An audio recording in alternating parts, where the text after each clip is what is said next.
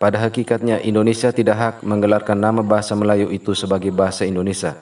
Seharusnya ia mengambil bahasa Jawa sebagai bahasa persekutuan mereka. Oleh itu sudah tiba masanya gelaran kepada bahasa Indonesia harus ditarik balik dan digelar dengan panggilan nama bahasa Melayu Indonesia.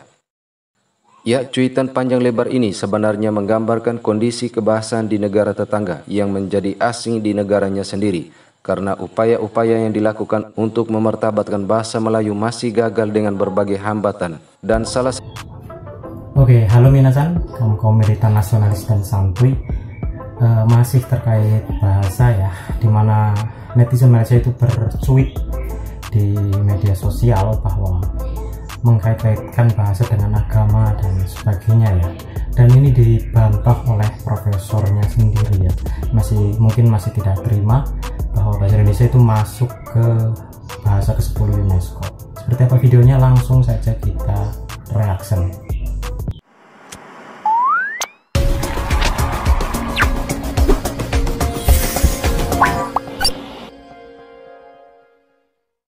Bahasa Indonesia itu saya rasa kalau dia diikat dengan Islam sama seperti bahasa Melayu.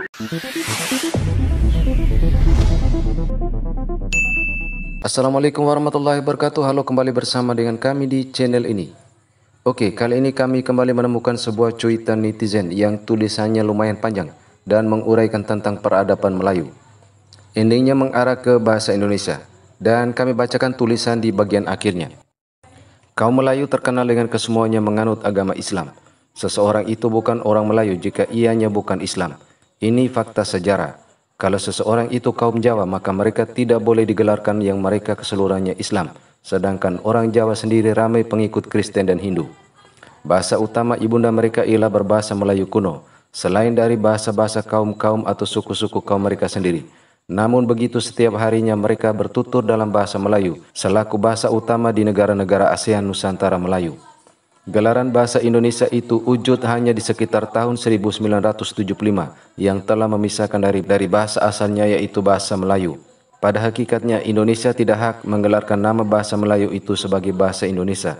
Seharusnya ia mengambil bahasa Jawa sebagai bahasa persekutuan mereka. Oleh sebab logat, pelet percakapan dan perkataan-perkataan yang berbeza, Indonesia tidak boleh asingkan bahasa Melayu sebab bahasa Melayu sendiri ditutur dalam berbagai logat mengikuti daerah masing-masing. Begitu juga bahasa Indonesia, tidak ada nasnya bahasa Melayu di Indonesia digelar sebagai bahasa Indonesia. Sepatutnya ia harus digelar dengan gelaran bahasa Melayu Indonesia, seperti yang berlaku dalam bahasa Inggris. Oleh itu sudah tiba masanya gelaran kepada bahasa Indonesia harus ditarik balik dan digelar dengan panggilan nama bahasa Melayu Indonesia. Ya, cuitan panjang lebar ini sebenarnya menggambarkan kondisi kebahasaan di negara tetangga yang menjadi asing di negaranya sendiri, karena upaya-upaya yang dilakukan untuk memartabatkan bahasa Melayu masih gagal dengan berbagai hambatan, dan salah satunya sebagaimana yang dipaparkan oleh pengamat bahasa negara jiran sendiri. Dan juga dalam alam Melayu sendiri, mengapa para da'i, para mubalik tidak mendakwahkan Islam dalam bahasa Arab? Kerana mereka berdasarkan satu prinsip, satu lunas Islam. Tidak kutus para rasul, kata Allah dalam surah Ibrahim 4, melainkan dalam bahasa yang difahami oleh kaumnya. Jadi para ulama ini menyadari tradisi para nabi, para rasul dahulu, dan ini dilaksanakan, maka Islam berkembang dengan baik kalau berbanding dengan bahasa Arab. Jadi ini bukan soal teori, tapi soal suatu amalan yang menjadi sunatullah. Oleh sebab itu, jangan kita melihat hanya ada satu bangsa unggul. Dan ini bahasa unggul ini tidak ada, kerana kita diberi taklif menerima bahasa daripada Tuhan itu, kita yang mesti memajukan bahasa kita. Ini juga adalah salah satu masalah sebenarnya kenapa kita sangat sukar untuk mendaulatkan bahasa kebangsaan, disebabkan perubahan-perubahan polisi itu sekejap berubah dan sekejap tidak. Walau bagaimanapun, ini adalah perkara yang kita tidak boleh kawal lah kan, sebab pertukaran Perdana Menteri, bagaimana mereka berfikir dan menggubal polisi, orang kata that is beyond us lah. Macam kita tidak dapat kawal. Tapi Tuan Syed, kalau boleh izinkan saya bercakap tentang beberapa perkara lagi yang menjadi kekangan kepada pengembangan untuk menjadikan bahasa Melayu itu dia lebih inklusif kepada masyarakat Malaysia. Maka kalau boleh izinkan saya, sebab saya sendiri merasainya. Yang pertama sekali, kita sebenarnya sedar atau tidak sedar, pejuang bahasa Melayu itu sendiri yang kadang-kadang menyebabkan bahasa Melayu kita ini sukar untuk dikembangkan. Kita kata bahasa kebangsaan dan sebagainya. Sebagai contohnya, saya bagi tahu kita tahu bahawa di Malaysia kita ni adalah berbilang kaum dan juga berbilang agama. Tapi sedar atau tidak, kadang-kadang apabila kita mempromosikan bahasa Melayu, kita agak mengaitkannya dengan Islam tu. Ya betul, saya kata bahawa tapi pada saya bahasa ini tidak ada agama, tidak ada agama. Jadi kita bercakap tentang bahasa Melayu, dia adalah bahasa sepunya bagi semua komuniti. Dalam kita punya bahasa, dalam sastra pun, sastra Melayu, bila dalam sastra Melayu, Dewan Bahasa sendiri telah pun menentukan bahawa ini adalah kriteria-kriteria yang kita anggap sebagai sastra Melayu. Dan dia bukan hanya melihat kepada bahasanya, kepada mediumnya, tetapi juga kepada kandungannya. Saya tahu ni sebab dulu saya pernah satu buku tentang puisi daripada komuniti penulis Sabah yang berbilang kaum kan, dan dia 2 tahunlah tertangguh di DBP hanyalah tentang mempertikaikan tentang beberapa istilah yang digunakan yang dikatakan bahawa dia adalah bersifat khurafat, dia adalah menentang Islam dan sebagainya. Kalau kita kata bahawa bahasa Melayu ini hanyalah untuk milik dan nuansanya adalah Islam, itu yang kita kata penolakan nanti akan juga berlaku kan. Itu yang pertama. Kedua, satu lagi Tuan Syed kalau saya boleh sentuh, kadang-kadang ni saya rasa bahasa Melayu ni dia kurang organik lah. Kita ni tidak macam bahasa Indonesia tau. Kita ni kadang-kadang tu terlampau orang kata menekan tentang aspek-aspek yang kecil, sedangkan pada saya bahasa Melayu ini nuansanya adalah pada semangatnya sebagai bahasa Melayu. Perkataan-perkataan spesifik tertentu itu tidak semestinya, sebab itu berubah, mana-mana bahasa pun dia sentiasa berubah.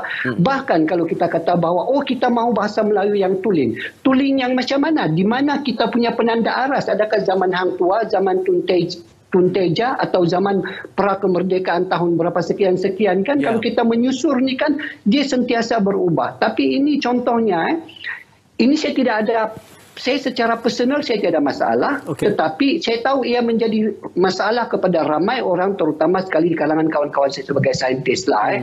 Bila melihat kepada penulisan dalam bahasa Melayu, dari dan daripada pun menjadi satu isu besar. Ialah dan adalah pun menjadi satu isu besar. Demi untuk penggunaan macam tu yang telah pun membumi menjadi organik bertahun-tahun, tiba-tiba semua tidak ni kan.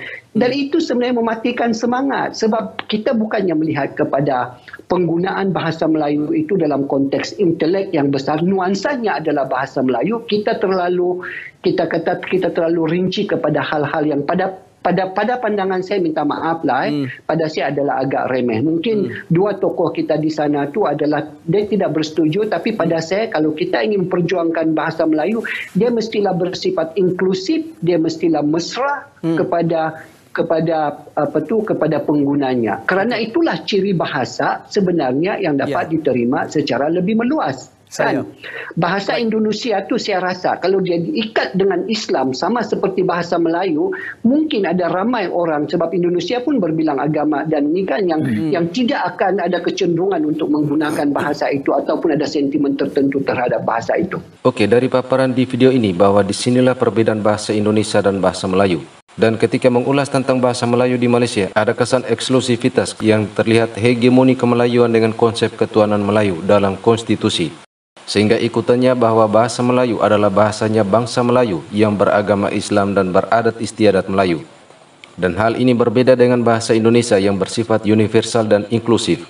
Bahasa Indonesia bukanlah bahasa yang statis, melainkan bahasa yang dinamis dan hidup. Karena sejak peristiwa Sumpah Pemuda, bahasa Indonesia dinasbikan sebagai bahasa persatuan yang menyatukan seluruh suku bangsa dan keyakinan beragama di Indonesia.